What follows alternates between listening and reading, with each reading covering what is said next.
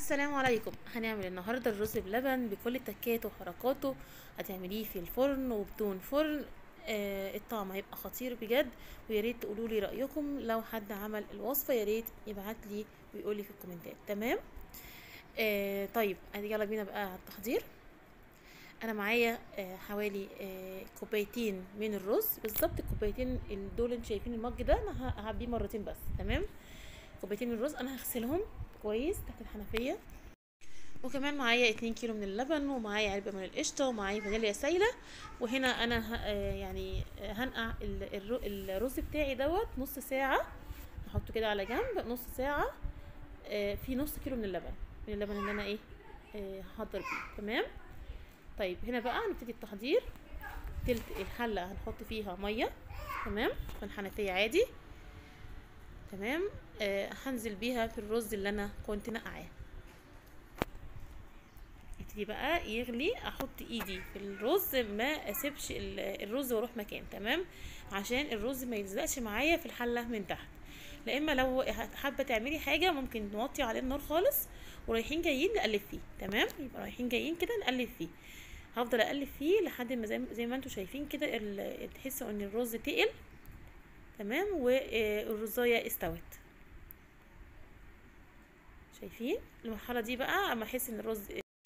هنزل بباقي اللبن بقى، الكيلو ونص اللي باقي. واول ما يختلطوا مع بعض كده نبتدي نقلب فيه كل شويه زي ما اتفقنا، ما نسيبش الرز عشان ما يلزقش في الحله من تحت. هيقلب معايا كده اللبن كويس ويختلط كويس. بعدين انزل بالسكر. السكر هنا اختياري طبعا، انا هحط 4 كوبايات من السكر. تمام. زي ما انتوا شايفين كده. واقلب السكر حسب الرغبة. بتشوفي اللي يعني انت عايزاه اقل من كده، عايزاه مسكر عن كده انت واختيارك. تمام. انا حاطه 4 كوبايات من السكر. تمام كده. بس معلومه برضه هقولها لكم، السكر لما بيزيد في الرز بلبن طعم الرز بلبن بيروح. يعني لما بيزيد زياده عن حده الطعم وكل النكهات اللي انت حطيتيها بتضيع.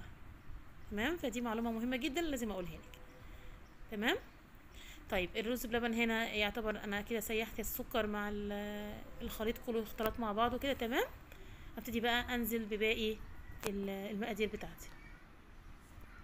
طبعا المقادير اللي عندك دي ممكن يعني تبدليها بحاجه تانية غير يعني اقول لكم بدايل برضو، بحيث اللي ما عندوش حاجه زي كده يمكن يحط حاجه تانية، او يكتفي بالسكر واللبن. يعني في ناس بتعمل رز ولبن بس مفيش اي حاجه تاني. تمام. لكن الحاجات دي بتعزز الطعم يا جماعه. انا حاطه هنا علبه من القشطه. تمام. انت لو عندك مثلا وش اللبن ممكن تاخدي الوش بتاعه وتحطي برضو في الرز بلبن، تشيلي الرز بلبن في الفريزر بيطلع تحفه. تمام. بدل ما تشتري علبه اللبن دي انت بتحوشي القشطه اللي على اللبن وبتبقي حطاها في الفريزر وبتنزلي بيها برضو على الرز بلبن، بتبقى روعه. تمام. كمان حطيت معلقه من الكريمه اللباني. الكريمه اللباني برضو دي اختياري. انا زي ما قلت لكم بعزز الطعم بتاعي بتاع الرز بلبن. يعني طالما هعمله في البيت الولاد لازم يعني اديله كل النكهات اللي يحبوها، وطبعا المغذيه ليهم. كمان نزلت اخر حاجه خالص ربع معلقه من الفانيليا السايله. انا نزلت كل حاجه، نزلت الكريمه اللباني، نزلت علبه القشطه، ونزلت كمان ايه تاني، والفانيليا السايله. اخر حاجه معايا بقى اللي هي معلقتين النشا ده، حطهم في كوبايه من الميه او كوبايه اللبن. لو فاضي فيه كوبايه لبن معاكي باقيه اعملي بيها وعندك متاحه يعني. انا ما كانش عندي فحطيت كوبايه من الميه، دوبت فيهم معلقتين من النشا، ودول بقى اللي هربط فيهم في النهايه خالص، اللي هو خلاص قربت يعني هيتكتك كده معايا. هبتدي خلاص اغرف الرز بلبن بتاعي. انا غرفته في البريمات بتاعتي، وهغرف في الاطباق العاديه. البريمات دي هتخش الفرن. تمام. زي ما انتوا شايفين كده من قبل كمان ما يتكتك قوي، يعني لان دوت كان هيكمل في الفرن تاني، مش فارق ان انا استنى ان هو يختلط اكتر من كده. اللي يختلط اكتر من كده اللي هو هيتحط في خلاص في الطباق ويبقى على الاكل على طول. تمام. طبعا بنبرده في التلاجة وبعدين نبتدي ناكله بعد كده. تمام. الرز بلبن اللي كمان معاكي لما يكون اللبن بتاعك دوت بخيره كده وجاي فعلا عند اللبان كده على طول. بصوا بيبقى بيكشكش معاكي وبيطلع لك زي بتاع بره بالظبط، بيبقى خطير. فاهماني؟ يعني ان هو اللبن بس لو مش طازه قوي بيبقى ايه الموضوع، بيبقى يعني الكشكشه مبتبقاش قوي، ما تظهرش قوي في اللبن. انما اللبن بتاعك لو بخيره الرز اللبن بتاعك ده هيكشكش وهيبقى تحفه زي بتاع بره بالظبط. تمام. هنا بقى الرز بلبن اللي هو في الفرن، حطيت عليه معلقه من الكريمه اللباني من فوق، وحطيت كريم كراميل. ممكن تحطي كمان معلقه من القشطه، او تحطي كمان اللي هو زي ما اتفقنا وش اللبن اللي احنا بنبقى محوشينه، او معلقه من القشطه الجاهزه المعلبه اللي من بره، ومعاها قطعه من الزبده. يا سلام، بيبقى تحفه.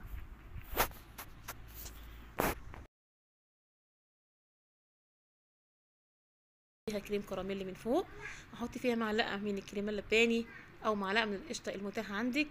تمام. وقطعه من الزبده يا ريت لو متاحه كمان تحطوها. انا ما حطيتش على فكره الزبده هنا، انا حطيت الكريمه اللباني والكريم كراميل بس، واديتها وش في الفرن زي ما انتم شايفين طلعت تحفه. حتى اللي الولاد اتخانقوا على اللي هم اللي مش عاملين وش قوي دول، فهدخلهم تاني عشان كله عايز الوش اللي على البريم ده. تمام. غرفته تغرفيه في بريمات، تغرفيه في اطباق، المتاح عندك اعمليه. بس خلاص الرز بلبن خلص معايا باسهل طريقه، وهيطلع معاكي رز بلبن مميز جدا بالهنا والشفا. باي باي.